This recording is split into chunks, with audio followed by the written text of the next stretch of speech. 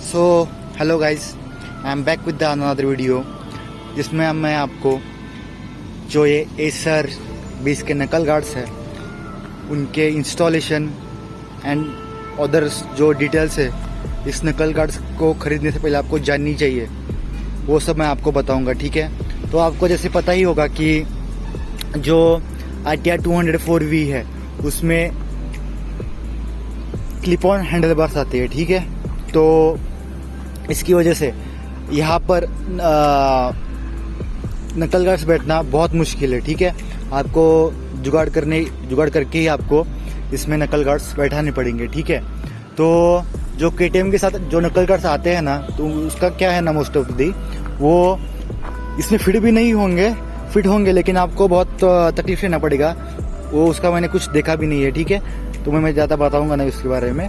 तो वो इम्पैक्ट के बाद एक इम्पैक्ट के बाद वो टूट जाते हैं, उसका कोई यूज़ नहीं है। ठीक है, उस पर स्क्रैचेस आ जाते हैं, उसके इस पर भी आते हैं, लेकिन वो बेसिकली इतना ड्यूरेबल नहीं है और आपको ये लीवर्स को भी ज़्यादा प्रोटेक्ट नहीं करेगा। एक बार में ही टूट जाएगा ये नकल गार्ड और उनका KTM का, और जो लोकल में आते हैं वो प्लास्टिक के सिर्फ। ओके, ठीक है, ये जो नकल गार्ड्स है तो इसके बारे में पहले सबसे आपको इसका प्राइस बताऊंगा और आपको ये कहाँ से लेना पड़ेगा। ठीक है, कहाँ से लेना पड़ेगा आपको और कितने में मिलेगा और सब कुछ, ये सब चीज़ें, इसकी ड्यूरेबिलिटी, ये सब चीज़ें मैं आपको बताऊंगा। ठीक है, तो सबसे पहले प्राइस के बारे में बात करते हैं सब, क्योंकि यही most of the main reason है। ठीक है, मेन पॉइंट है, सॉरी।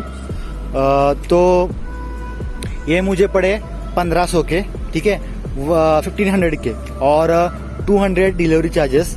ओके, आपको ये अमेजोन पे 1800 के मिल जाएंगे, लेकिन मोस्ट ऑफ द टाइम वो स्टॉक में नहीं रहते। ठीक है, तो मुझे एक इंस्टाग्राम पे पेज मिला, उनका स्टोर भी है मुंबई में, रॉ अंधेरी करके उनके शॉप का नाम है, इधर आप देख सकते हैं।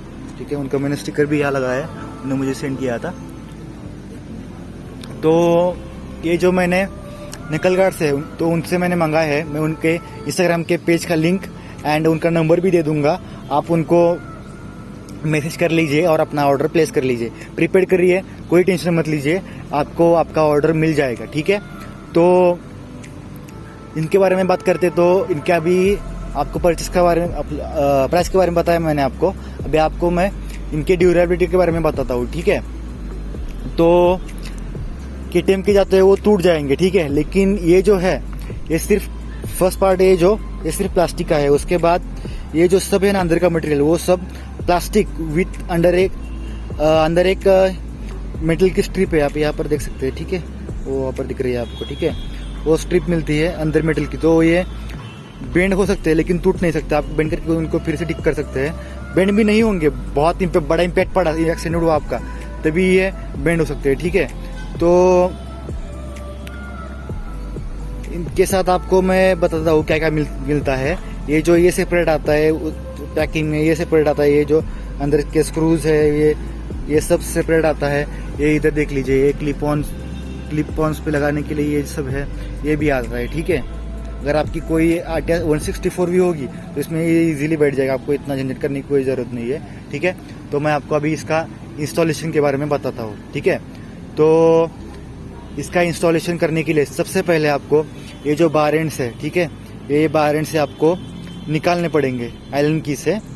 निकालने के बाद आपको निकाल लीजिए। उसके बाद इसके साथ जो स्क्रू आता है कंपनी के साथ, ये यहाँ पर नहीं बैठेगा, ये छोटा होता है, और ये जो स्क्रू है इसके साथ आया है नकल गार्ड के साथ, वो बड़ा है। ठीक है, तो आपको ये स्क्रू इसके अंदर बैठाने पड़ेगा, लेकिन रुकिए, ये पहले मत इंस्टॉल कीजिए। पहले आपको ये जो है इधर का अंदर का पार्ट ये इंस्टॉल करना पड़ेगा। उसके बाद अकॉर्डिंगली, ठीक है, वो आपको बैठाने पड़ेगा। ठीक है, ये इधर का स्क्रू।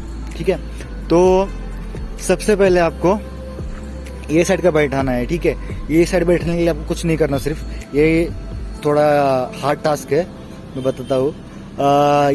क्लिप ऑन्स पे अंदर बैठाने के लिए आपको सबसे पहले ये 2 सेपरेट आते हैं, ये आपको स्क्रू से टाइट करने पड़ेंगे और इसके अकॉर्डिंगली आपको ये स्क्रू फिट करना पड़ेगा। ये स्क्रू फिट करने के लिए आपको लगेगा पहले कि ये फिट नहीं होगा, आप कितनी भी कोशिश कर लीजिए, लेकिन थोड़ा आपको प्रेशर लगाना पड़ेगा, लेकिन ये फिट हो जाएगा। मैं 100% गारंटी दे सकता हूँ कि ये फिट होता है, लेकिन आपको फोर्स अप्लाई करना पड़ेगा, ठीक है। तो उसके बाद ये सबसे पहले लेफ्ट साइड का बैठा लीजिए, उसके बाद राइट में आ जाइए। अभी राइट में बैठने में आपको कुछ ये जो मास्टर सिलेंडर का है हमारा, और ये जो मिरर्स का साथ अमाउंट, ये जो हमारी कंपनी ने दिया है, इसको आपको 10 नंबर के स्पैनर से लेफ्ट साइड में जो सेंटर में होता है ना, उसको आपको लेफ्ट साइड में लेना पड़ेगा, ठीक है। लेफ्ट साइड में लेने के बाद आपको ये बैठाना पड़ेगा पहले, ठीक से। अगर आपको ये मिडिल में ही रखेंगे तो ये यहाँ पर ये जो यहाँ है, सॉरी, ये आपका एक दूसरे को टच कर सकता है और टाइम के बाद ये खराब हो जाएगा। आप इसका रिस्क बिल्कुल भी मत लीजिए, ठीक है। ये बैठाने के बाद आपको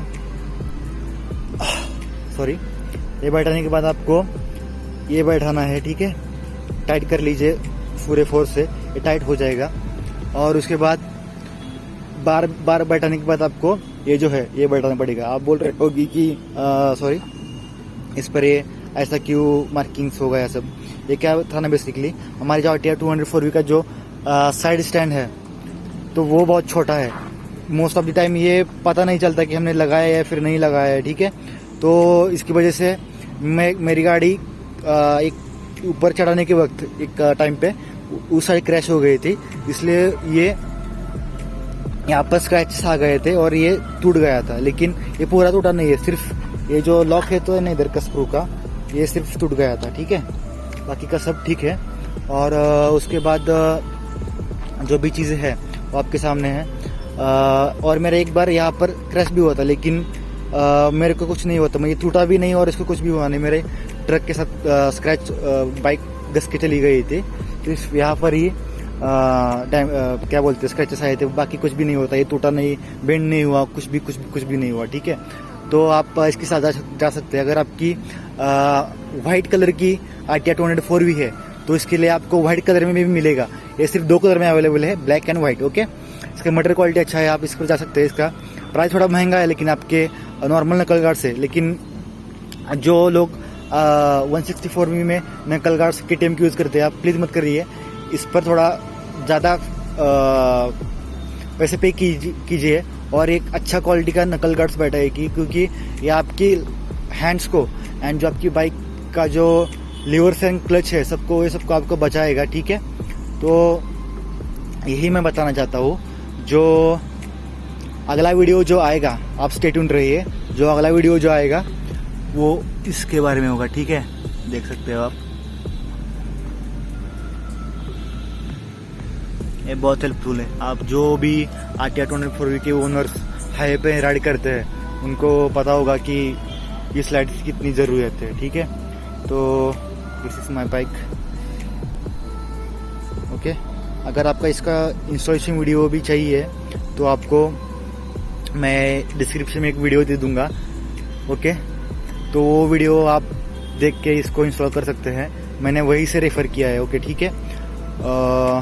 तो एक वॉक अराउंड देता हूँ मैं आपको बाइक का। जो भी लोग कंफ्यूज है कि NS 200 ले या फिर ये बाइक ले, आप डेफिनेटली इस बाइक के साथ जा सकते हैं, ओके। पावर पे इतना ध्यान मत दीजिए, क्योंकि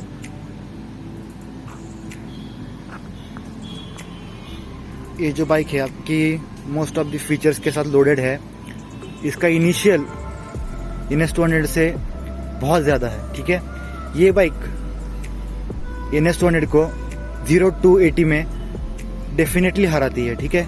उसके बाद NS का पावर बाद में आता है, मोस्ट ऑफ द 6000 RPM के बाद, तो वो 80 to 100 के बाद आगे निकल जाती है RTR से। लेकिन आप थोड़ा प्रैक्टिकल भी सोच सकते हैं कि कौन इतना, मतलब सिटी राइड में या फिर मोस्ट ऑफ द हाईवे में इतनी गाड़ी कौन भगाता है। जो न्यूबीज होते हैं वो सब भगाते हैं, लेकिन जो एक्सपीरियंस राइडर है वो मोस्ट ऑफ दी जो उनका क्रूजिंग स्पीड होता है वो 80 to 100 का होता है।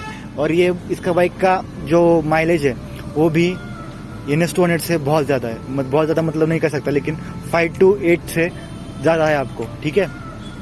इसका इंजन रिफाइनमेंट भी NS200 से बहुत अच्छा है, ठीक है। 3 स्पार्क प्लग होके कुछ नहीं होता, आपको इंजन रिफाइनमेंट में भी ध्यान देना पड़ेगा बजाज, ओके। तो इस बाइक का नाम मैंने टोगो रखा है। आपको कैसा लगा ये वीडियो एंड मेरे बाइक का नेम, आप मुझे कमेंट में सजेस्ट कीजिए, ठीक है। Thank you for watching my video. मिलता हूँ आपको नेक्स्ट वीडियो में, जो होगा फॉग लाइन्स के बारे में भी, ओके। बाय।